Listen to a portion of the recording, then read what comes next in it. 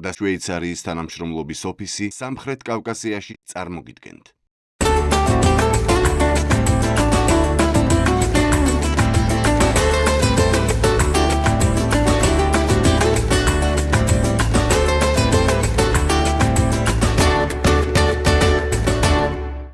ახლა ციტრუსის აღების დრო დადგა. ანუ როგორც იტყვიან, აჭარაში ოქროს თველი დაიწყო.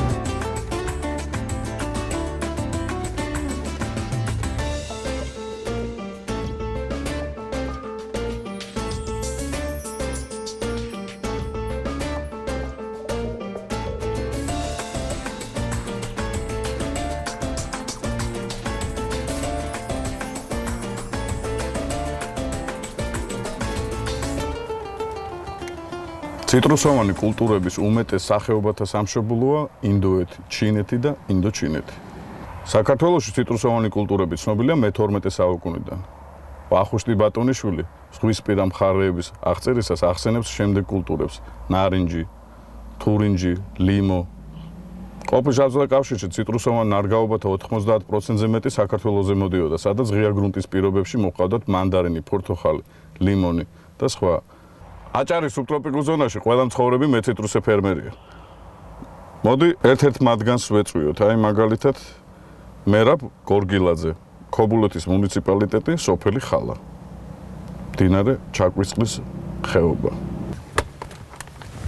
წავედით ბატონ მერაბთან.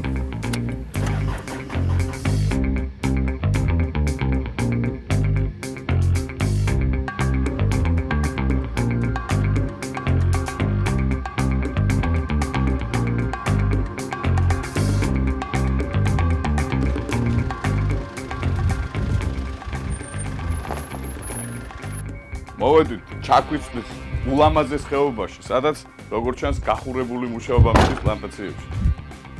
აქ ამშვიდობა. მობრძანდი გენეცვალე, მობრძანდი. გამარჯობთ, მერაბე. ავითი. ო, რა კარგად ასხია? კი, ასხია, მაგრამ ესე ყველას ესხას კარგია. შარშანი ყურა თორე წეს, ძალიან ცოტა. ამაზე მეტი რაღა ესხა. როგორ რა თუ რა ესხა, ესე იყო აბსოლუტურად ყველა ხედა, ზედაც თითოეულა 800 ასეთ. რამდენ ჰექტარზე გაქვს ეს? 9 ჰექტარზე გვაქვს ეს ასეთი ბაღი და განაწილებული მე და ბიძა ჩემს გვაქვს თანაბრად არის განაწილებული ფაქტიურად. ხელხვავიანად ხალხო. იცოცხლეთ. გამარჯობათ. იცოცხლეთ, მობრძანდით. ავითი. ეს კამერა უფრო უკეთესად დაგაკვალიანებთ. ვკრიფოთ, მანდარინის სეზონი მოსულია, უნდა ვკრიფოთ, ვასწრებთ. გასწავლი კრეფას თუ გინდა. დიდი სიამოვნებით, მოგეხმარებით. აი, ეჭირე ხელში, აი ასე. უგუღმარდე იკავ, იმას. მოდი მოკიდება. ხუნწიანად ვკრიფავთ, ხო? ხუნწი, არა, ხუნწი არ შეყვეს. ქვე დაბალზე, ემა. აი, ასე. აი, ასე უნდა მოკრიფო. მოსავალი კარგია, ივარგებს. კარგია. გორგილაძეები ვიცოდი რომ კარგ ლექსებს წერდნენ და მე აი სიმღერები იწერებოდა მაგაზე. ხო, კი ბატონო, სურაბ გორგილაძე. ლამაზი ქალი მაინც თუ ისია. ძალიან შრომატებადია ეგის. პატარებია, დიდროდიო იყოს კიდე სხვა არის. დაავადებები და მავნებლები გვაწუხებს, ხო? ძალიან გვაწუხებს მაგ. თუ არ შეწამლე მოსავალი წასულია ხელიდან. შიშავე, ახლა შემოვიდა 2 წელია რაც დაიწყოს გაშავება, მანდა მასიურად მეედო უკვე ყველგან. და კალკი ამას ტირის კაცო რომ რაკტას არ იციან. წამლობა შეიძლება წელიწადში 2-ჯერ, მაინც მინიმუმი, მაქსიმუმი 4-ჯერ. რომ შეწამლო მანდარინა გქონდეს ნორმალური მანდარინა. არ შეწამლი, არ გექნება. შევწამლე 2-ჯერ, მადლობა ღმერთს, კიდევ რომ საცხა ნაკლებია ჩვენთან შავე. და ახლა გახურებული მუშაობა გვაქვს. ისე საენერგომეურნეობა გაქვთ თქვენ? კი გვაქვს, რომ ესე იგი სანამ ჩამატება დასჭირდეს, არის ასეთი პატარა ენერგები, გადაიდან ჩარგავთ. როდის გავთ ხოლმე?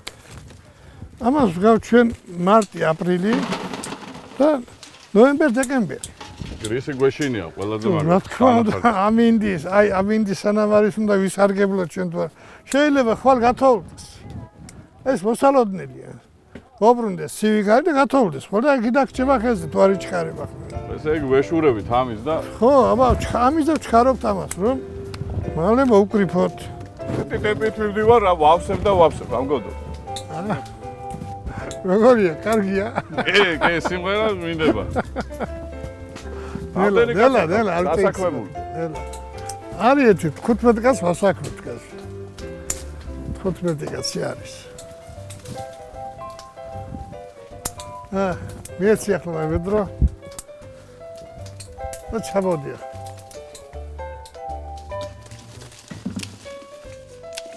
ტემპერატურა უნდა მიიღოს მანდარინმა მისი, რომ ის დამწიფდეს, დასრულდეს და იყოს გამძლე. და აგი არის დილას ამოვამზე, ზღვას ისე ჩავამზე, რომ ამას უყურებს და ძალიან გამძლე არის ჩვენი მანდარინა დამტკბილი. და ამიტომ ცოტა მეტი მოსხმაც აქვს აქა ჩვენთან. რომ ადგილი კარგი. როგორ ჩანს პორტოხალიც გვაქვს, ხო? კი ბატონო, აი აგერ პორტოხალიც არის, აი. პორტოხალიც. აი ჩავყაროთ ახლა აქა. ახლა მას სახლში მივიტანთ. გამოვყვეთ მაგიდაზე. იქ დახარისხდება, რომ გაფუჭებული არ შეყვეს, ყუნწები არ შეყვეს. რაღაც ასეთებით დახარისხა ჩაეწყობა კალათებში. დავაწყობ და ველოდებით მუშტავს. არის პრობლემა არ გვაქვს, ხო? არ გვაქვს, მაგის პრობლემა არ არის. ბავშვობაში მეგონა ხოლმე რომ მანდანის პირდაპირ საჩუქრები რო იყო ხოლმე ესე. ყუთში გაკეთებული მეგონა რომ პირდაპირ იკაწყო. და თოვლის ბაბოს შევთან მოხდა. ისე რატომ მაინც და მაინც მანდარინი? რატო და პორტოხალიც. მანდარინი უფრო ყინვა გამძლეა. უძლებს 9 გრადუსს. ლიმონი და პორტოხალი 7-ზე ხმება უკვე. და აი ამიტომ უფრო უპირატესობა იმას აქვს რომ მანდარინს და უფრო მომგებიანიც კი რომ მანდარინია, უფრო მოთხოვნილება მეტის კი რომ მანდარინზია. ბაზარი ვკარნახობს მაინც. წინაწელს რამდენი ტონა მოკრიფე? წინაწელს 15 ტონა მოვკრიფე. მარტო მე 15 ჩემმა ძმა. ნუ 15 წელს 7 ან 8 ტონას ასე მოვკრიფე. სანდრო მოდი აგე. გამარჯობათ. გამარჯობათ. ხარჯიც აქვს ამას, თავისთავად, ხო? რა თქმა უნდა ხარჯი აქვს, აბა აგი. ახლობით რამდენი? სასოქში, შეწამლვაში, მე თუ გეხმარება დაიქირავ მუშახელი ხომ? 1000 ლარზე ზევისწრა კიდე. ულამაზესი სოფელი გაქვთ, ას დარჩენა მოგინდება. თანამდენი მანდარინი. დიახ. თელ რაიონში არის ეს ერთ-ერთი მზიური სოფელი. აქ 20-30 კომლი იყო 50-იან წლებამდე, ეხლა 300 კომლზე მეტია. ცხოვრების პირობები რომ კარგია, ამით გამრავლდა ეს კომლობა. ვაშენებთ ძირითადად ჩვენ ციტრუსს. ჩვენი შემოსავლის ძირითადი წყაროა ციტრუსი. თან გემრიელია ეხლა ფაქტი ჯიუტი. აბარა, მე საერთოდ ბავშვობიდან მოვაშენე თვითონ ციტრუსი აქ. ვიყიდე ნერგები დავგიდე, მოვაშენე. უკვე შემოდიან და ნახულობენ როგორ უვლის რომ ამის ბაღს მუდამ არსხია. მათთან ხომიც ზარმაცი კაცის ამბავი. ზარმაცი ვინცა იმან მოიღო მისი მოსავალი. მე შემსღებულო. მე იმდენი მოსავალი მაქვს რომ ყოველ წელიწად შემიძლია მაგალითად ქარხნული არა, მაგრამ ოდნავ ნახმარი მანქანა ვიყიდო ყოველ წელიწადს. გვერდმა ბევრი მოგცეთ. ჩვენი ძირითადი შემოსავალი იმეორებ თუ ციტრუსია როგორც კახელებისა, ვენახი, ყურძენი, ხო? ეს ასია. შრომელ კაცს ჩვენს კუთხეში არასდროს არ გაუჭირდება. არასდროს ოდნავ გააქანოს ჭკუაც და ხელიც. ორივე. თელ სოფლებში დაიყინა 59 წელში. ციტრუსი აქ არა. რატომ ახლა? ეს ისეთი ხეობაა შემოხუზული, რომ ცივი ციკლონის ჩრდილოეთიდან გვერდსუვლის ამას. და ამიტომ 59 წელში აქ ბაღები არ გამხმარა. მე შემოიტანეს უნში, ხო? მე უშიში შემოვიდა. საერთოდ ახლა ახალი ჯიშებია კიდე ადრეამ მწიფდება. მანდარინი უნშიო ფართოდ გავრცელებული ჯიში არის საქართველოში. ძირითადი სამრეწველო პლანტაციები გაშენებული იყო ამ ჯიშით. მაგრამ ამ ჯიშმა უკვე ამოწორა მისი შესაძლებლობანი და ამიტომ საჭიროა რომ ეს ჯიში შეიცვალოს უფრო ახალი, საადრეო, უხმოსავლიანი, ყინვაგამძლე, შედარებით ყინვაგამძლე და იმუნური ჯიშებით. ინტროდუცირებული ჯიშებიდან საინტერესო არის იაპონიიდან ტეახარა უნშიო, ოგიცუ ვასე, მიხო ვასე, ნანკან 20 და სხვები. აქედან არის როგორც სუპერ საადრეო ჯიშები, ისევე არის უფრო საშუალო საადრეო, რომელიც ოქტომბრის მეორე დეკადიდან უკვე იწყებს უკვე სიმწიფეში შედის სიმწიფეში და უკვე ოქტომბრის ბოლოს შეიძლება მისი რეალიზაცია. გვაქვს აგრეთვე სამამულო ჯიშები, ჩვენი სელექციური ჯიშები. ეს არის კოვანოვასის გენერაციული მუტანტი, არის აგრეთვე ტკბილი მანდარინი და ეს მანდარინებიც უფრო საადრევოა ვიდრე უმშიუ. ამიტომ ფერმერებს და ყველას ურჩევთ რომ ახალი პლანტაციები გაშენდეს ამ მანდარინებით. ფერმერებს შემოსავალი ჯერჯერობით ძირითადად მაინც ამ უმშიუდან აქვთ, იმიტომ რომ ასე ფართო მასშტაბით არ გავრცელებულა ეს საადრევო მანდარინები. მაგრამ როდესაც ეს საადრევო მანდარინები გავრცელდება და ფერმერები ნახავენ თუ როგორი კვევითი ღირებულებით, როგორი ნაყოფის ხარისხით ხასიათდებიან ეს მანდარინები, მაშინ უკვე უარს იტყვიან უმშიუს. ლიმონის ასე ხარობს კარგად, პორტოხალის, ფეიხოა, მე კიდევ გრეიპფრუტი, ყველაფერი ხარობს. ოღონდ მოვლა უნდა. პორტოხალი და გრეიპფრუტი უფრო მაღალი კვებითი უნარიანობით ხასიათდებიან, უფრო სასარგებლოა ადამიანისათვის ვიდრე მანდარინი. ტკბილია მანდარინი გრეიპფრუტთან შედარებით და ამიტომ ადამიანი უფრო დესერტად ამას მოიხმარს ვიდრე გრეიპფრუტს, მაგრამ როგორც ასეთი სასარგებლო თვისებები მკურნალობის მხრივ და იმით გრეიპფრუტს მეტი ახასიათებს ვიდრე მანდარინს. ლიმონი, ახლა რატომ შობა, ახლა არ ვიცი, ალბათ თავიდან ასეა ბუნებრივად. პირველი ნაყოფი, პირველ ყვავილებას რომ შესჭება მას ნაყოფი, აი იმას ზრდის კარგად. მეორე ყვავილობაზე რომ შესჭება, თუ ზამთარი წავიდა და თბილი, იგიც გაიზრდება და მესამე ყვავილობა ტყუილაა, ჩვენ ფეხბურთს გავწააგებ მაშინვე. მაგრამ ეხა ხო ვიგებთ? ახლა ვიგებთ, უკვე მოიგეს. ხო და ლიმონი ახლა ძალიან ეს ეკლიანი ხე არის, მაგრამ ძალიან ძვირფასი ნაყოფს იძლევა. ძალიან ძვირფასი. ჩვენთან მერის ჯიშის ლიმონია და ქართული ჯიშის ლიმონის გვაქვს. ყიდველი მუდამ ეძებს ქართული ლიმონი მინდაო. მე მაგალითად ვერ გავარჩევ წვენი მისი ლიმონის ქართული და მერის ჯიშის ლიმონში ვერ ვხვდები განსხვავებას. ყველა კარგია. ლიმონს თუ ორჯერ სამჯერ აზოტს მისცემ, ნაყოფი იქნება კარგად დიდები, სხვილი. ციტრუსი არის აზოტის მოყვარული. იმას აუცილებლად უნდა მისცე აზოტი. რომ არ გაყვეთილდეს ფოთოლი. ფოთოლი როცა ყვეთილდება, იმ ხეს წაღებულია წერილი. აღარ ვარგა მე. დაუნდა ახლა 200 გრამი მაგალითად 300 გრამი აზოტი ნებისმიერ ხეს შეუნარჩუნებს ჯანმრთელობას.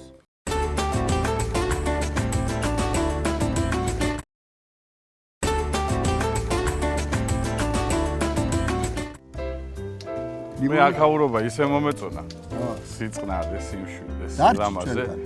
ლიმონი მექნება, მანდარინს კი შევჭამ, დათვი რო ჭამს თავს ისე. ახალ დამწყებს ისე რას უჩევ? ახალ დამწყებს რას უჩიგი და ჯერ შეეკითხოს აგრონომებს, სადი ვარგებს ეს ციტრუსი, თუ წყალიანი მიწა არის, ხო? იქ არის ვარგებს. ანდას თუ ნამეტარი ქვიშნარი ადგილია. იქაც ეს არის ვარგები, იქ სხვა ხეხილი ვარგებს. შეეკითხოს უნდა მას და გააშენოს ისე. 4 მეტრზე არის უნიკალური დაშორება მანდარინის ხეებს შორის. მაგალითად, აი სოფელი ჩაიზომანია. ის უფრო მზიური ადგილი არა ვიდრე ეს ჩვენი. ჩვენ კუთხეში შაქრიანობა უფრო მაღალია ვიდრე იმ სოფელში. ციტრუსის და გინდა ხურმა იღე. გაცილებით, რა მიხვდები იმ წუთში. მივხვდი უკვე. ვიასამძო ისე რა ჭირდება ხოლმე, რა აგროტექნიკური ღონისძიებები უნდა გატარდეს. ჯერ ზამთრობით თუ არ დაბერტყე მოზარდი ხეები დატეხავს. და დიდი ხნის ხეები რომ ამას არ უნდა დაბერტყო. თუ უნდა მეტრიანი თოვლი მოვიდეს, მეტრონახევრიანი. როცა ზამთარი გავა, ჩვენ ვიწყებთ ციტრუსის ბარვას. მოვაპნიოთ მინერალურ სასრობს. მერე მაისის თვეში ვატარებთ თოხნას. გაითოხნოს უნდა. სარეველა არ უნდა იყოს ციტრუსის ძირში. მერე 1-2 თვის მერე კიდევ უნდა გაითოხნოს. ამ დროს ენტომოლოგებს აქვთ ცხრილი, რახან რა დაავადების წინააღმდეგ, რომელიც ამალი გამოიყენონ. მოდის თვითონ მანქანით აქ მეზობელია, თან გეუბნება, მე ვარ პასუხისგებელი, რომ დაგიწამლავ შენო. ჩემთან რამდენიმე წელია მან წამლავს, აჰა შედეგი ბრწყინვალე.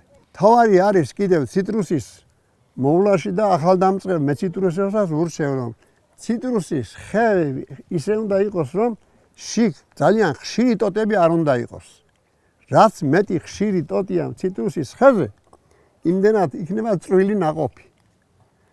თუ გამოამეჩხებ, ანუ გამოხშირავ მას, ციტრუსის ნაყოფი იქნება ყველა პირველი ხარისხის. ისე ახლა ხუმრობით იტყვიან, ისე უნდა გამოხშირო მანდარინი, რომ ჩიტს ბუდის გაკეთება შეეზაროს. ახლა გაგეცინება, მაგრამ ეს სწორია.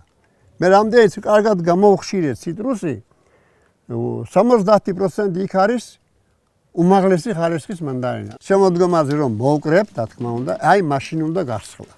როცა წყალს აღარ ღებულობს ხე. თუ ხავსიანი არის, ტოტები დაფხეკვა უნდა იმას. ხავსის. ახლა წამალია გამოსული. შეასხურებ, ის ხავსი კდება, მალე შავდება. წამლობა ტარდება 3 ჯერს მინიმუმი. აი ამ 3 ჯერ დაწამლის შემდეგ ციტრუსის მანდარინის ფოთოლი იქნება როგორც ზურგის მხარე, ასევე მზისკენ მიშველი მხარე პრიალა, ფოთოლი. აი იგი სუნთქავს კარგად და ხე ცოცხალია. თუ ამას არ დაიცავ, ხე ფუჭდება. დაავადებები გამრავლდა ამ ბოლო დროს. და ჩიტეს ბუდეს გაიკეთე. ხო, ჩიტის ბუდეს გააკეთეს. აი ახლა გავუშვით.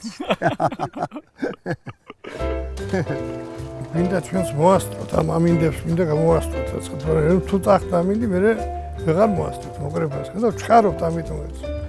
ისეთი პერიოდია ახლა, რომ გინდა უნდა დააჩხარო მოკრება. დიდი მადლობა და იმედია მომავალ წელს უფრო მოსავლიანი იქნება. კარგად ბრძანდებოდეთ.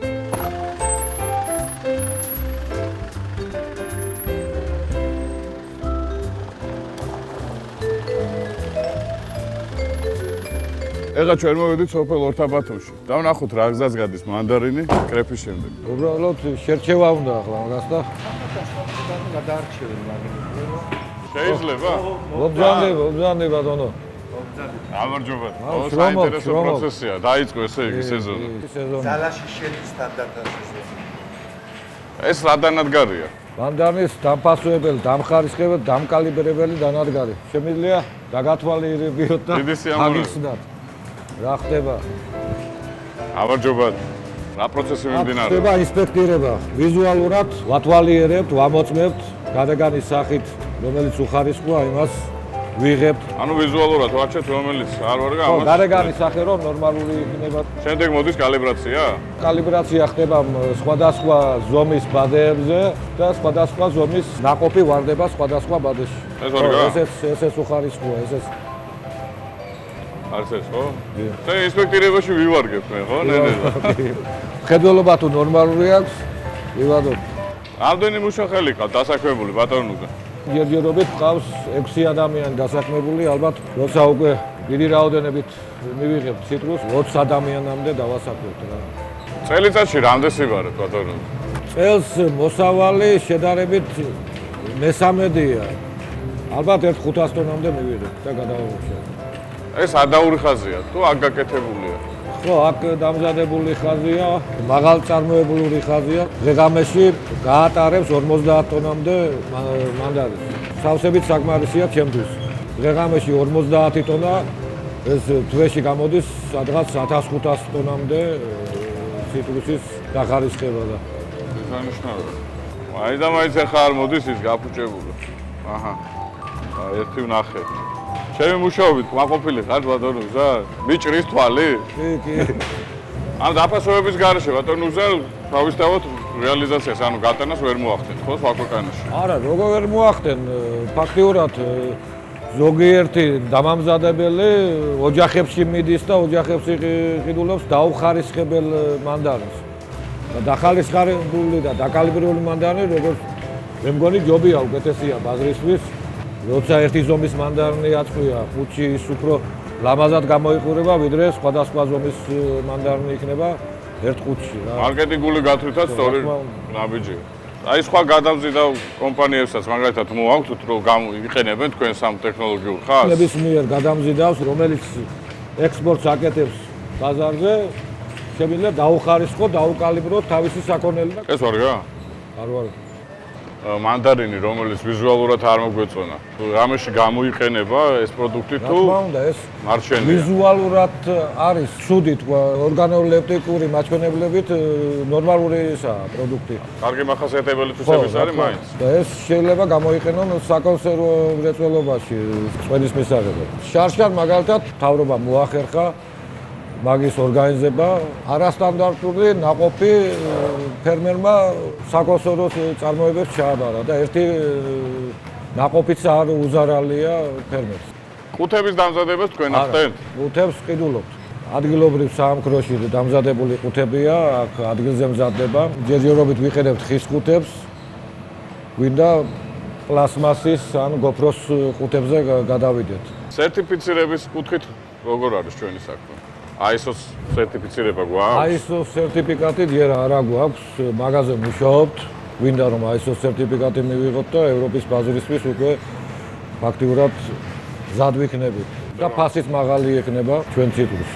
ანუ ევროპაზე გასასვლელად ხო, ევროპის ბაზარი უფრო ძვირი ბაზარია და მომგებიანი და უფრო დიდია რა თქმა უნდა. თავისთავად რეალიზაცია. ეკოლოგიურად ჩვენი ციტრუსი ყველა სხვა ქვეყნების ციტრუსთან შედარებით ეკოლოგიურად სუფთა, იმიტომ რომ ჩვენი ფერმერი დღესდღეობით ვერაა ისე მატერიალურად დიდარი, რომ ციტრუსს შხამქიმიკატებით და ნიტრატებით ისაქნას, გააჯეროს. ამიტომ ითვლება ეკოლოგიურად სუფთა. უბრალოდ სერტიფიკაციის მოპოვებაა საჭირო. ვაკეთებთ წარმოშობის სერტიფიკატს, ფიტოსანიტარულ სერტიფიკატს და ფუმიგაციას ვუკეთებთ ყოველ გასაგზავნ ტვირთზე. ძირითადი ალბათ მაინც უკრაინაა ჩვენი სარეალიზაციო ბაზარი და ალბათ გემითხდება. უკრაინაა ძირითადი მომხმარებელი ჩვენი ციტრუსის. სადღაც 80%-მდე ჩვენი ციტრუსი უკრაინაში შედის. გამზადებულ ტვირთს ჩვენ ვაგზავნით ან მანქანით, ავტომანქანით, რომელიც შედის ბორანზე, ან რკინიგზის ვაგონებში ვტვირთავთ და შედის ისიც ბორანზე და გადადის ილიჩევსკის პორტში. და იქიდან ხდება მისი გადამისამართება, რომელ ქალაქს მივაწოდოთ ეს ტვირთი. ეხლა მე როგორც ვიცით, ფასება ცოტა აიწია, ხო კიდე აქაც ფერმერის შემთხვევაში შარშაბელთან შედარებით ფასები სადღაც ერთი 20-30%-ით აიწია შესაწყილი ფასები. პრობლემები გაჩნდა, იმიტომ შესაწყილი ფასიც აიწია. ფაქტიურად უკრაინაში შესატანი გამბაჟების ფასებიც აიწია, ტრანსპორტირების ფასებიც ფაქტიურად აიწია და ალბათ შეტანილი პროდუქტი იქაც ძვირი იქნება. კონკურენტები ბევრი ყავს უკრაინის ბაზარზე თუნდაც. რა თქმა უნდა. ძირითადი კონკურენტები მაინც ვინ არიან? ძირითადი კონკურენტი ფაქტიურად თურქეთია. ეს ხმელთაშუა ზღვის სანაპიროზე მდებარე ყველა ქვეყანა ჩვენი კონკურენტია ციტრუსი. რის ფაქტორები რა გაქვთ? თქვენს ბიზნესს ბევრი რამ უშლის ხელს კარგი მოგებისათვის. კონკურენცია, ფაქტიურად რისკი კონკურენცია. რა კონკურენციას უნდა გაუძლო შენმა პროდუქცია. გადაზიდვის შემთხვევაში არ ხდება ხოლმე ისე რომ მაგალითად პროდუქცია გზაში გაფუჭდა ან რაღაც მაგდაგვარი რისკი არსებობს დიდია? არა, მეორე თუ მესამე დღეს სხვადასხვა ბორანი ემსახურება გადამზიდავებს. ეს პრობლემა ფაქტიურად მოხსნილია. მიღებული და წარმოებული პროდუქტი შეიძლება რომ უკვე 5 დღის განმავლობაში შევიდეს ბაზარზე. ანუ ერთი სიტყვით ასე რომ ვთქვათ, ეხლა მე რო ეს ბიზნესი დავიწყო, თუნდაც არ ფერმერიც ვარ ვიყო და გადამზიდავის ფუნქცია რო შევასრულო, მომგებიანი უნდა იყოს. კი, რა თქმა უნდა. უღრმესი მადლობა ბატონო გზარ, ღმერთმა ხელი მოგიმართოთ. მადლობთ. დაგაძადებოდეთ. ამ სეზონზე ერთ-ერთი მომგებიანი საქმე სასათბურე მეურნეობებია. ვიცი, აჭარაშიც არის გამორჩეული სასათბურე მეურნეობები, სადაც ბოსტნეული მოყვა.